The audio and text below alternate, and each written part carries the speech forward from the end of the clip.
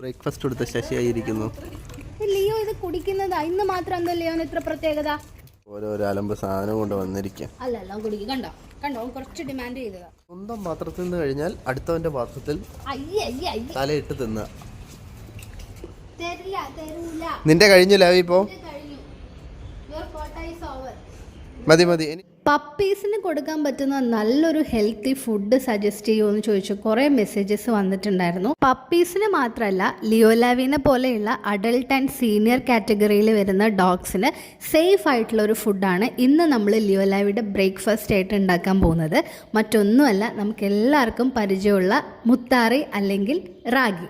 ഈ റാഗിയിലും ഗോതമ്പിലും കാർബോഹൈഡ്രേറ്റ്സിൻ്റെ അളവ് വളരെ കൂടുതലാണ്. പക്ഷെ ഗോതമ്പ് നമ്മൾ ഡോഗ്സിന് കൊടുക്കുമ്പോൾ ചില ഡോഗ്സിന് അലർജി ഉണ്ടാവാറുണ്ട്, ഹ്യൂമൻസിനും ഉണ്ടാവാറുണ്ട്. അതിനുള്ള റീസൺ എന്താണെന്ന് വെച്ചാൽ ഈ ഗോതമ്പിൽ അടങ്ങിയിട്ടുള്ളൊരു പ്രോട്ടീനാണ് ഗ്ലൂട്ടൻ. ഗ്ലൂട്ടൻ എന്ന് പറഞ്ഞ പ്രോട്ടീൻ ചില ഡോഗ്സിനും ചില ഹ്യൂമൻസിനും ഒക്കെ അലർജി ഉണ്ടാക്കാറുണ്ട്. എല്ലാവർക്കും ഉണ്ടാവണമെന്നില്ല കേട്ടോ. പക്ഷേ റാഗി ഗ്ലൂട്ടൻ ഫ്രീ ആണ്, സോ സേഫ് ആയിട്ടുള്ളൊരു ഫുഡാണ്.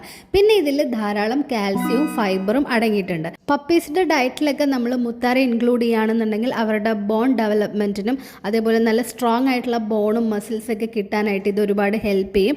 അഡൾട്ടായിട്ടുള്ള ഡോഗ്സിൽ കാൽസ്യം ഡെഫിഷ്യൻസി ഉണ്ടെങ്കിൽ സപ്ലിമെൻറ്റ് കഴിക്കുന്നതിനോടൊപ്പം ഡയറ്റിൽ കാൽസ്യം കണ്ടൻറ്റ് അടങ്ങിയിട്ടുള്ള ഫുഡുകളും കൂടി ഇൻക്ലൂഡ് ചെയ്താൽ മതി. അപ്പോൾ അത്തരത്തിൽ പെട്ടിട്ടുള്ള ഒരു ഫുഡാണ് മുത്താറി. പിന്നെ ഡൈജഷൻ ഇംപ്രൂവ് ചെയ്യാനും ബവൽ മൂവ്മെൻറ്റ്സ് ക്ലിയർ ചെയ്യാനും ഇതിൽ ധാരാളം ഫൈബറും അടങ്ങിയിട്ടുണ്ട്. പിന്നെ മുത്താറി കുക്ക് ചെയ്യേണ്ടത് എങ്ങനെയാണെന്ന് അറിയില്ലെങ്കിൽ അമ്മമാരോടൊക്കെ ചോദിച്ച് മനസ്സിലാക്കണം. കാരണം പ്രോപ്പറായിട്ട് മുത്താറി കുക്ക് ചെയ്തിട്ടില്ല എന്നുണ്ടെങ്കിൽ ഇവർക്ക് ഇൻഡൈജഷൻ ഇഷ്യൂസ് വരാനുള്ള സാധ്യത വളരെ കൂടുതലാണ്. പിന്നെ നിങ്ങൾ ആദ്യമായിട്ടാണ് നിങ്ങളുടെ പെറ്റ്സിനെ മുത്താറി ഇൻട്രൊഡ്യൂസ് ചെയ്യുന്നതെങ്കിൽ വളരെ ചെറിയ ക്വാണ്ടിറ്റിയിൽ മാത്രം കൊടുത്തു തുടങ്ങുക. എന്നിട്ട് എന്തെങ്കിലും അലർജിയോ ഇൻഡൈജഷൻ ഇഷ്യൂ ഉണ്ടെങ്കിൽ അതപ്പം തന്നെ സ്റ്റോപ്പ് ചെയ്യുക.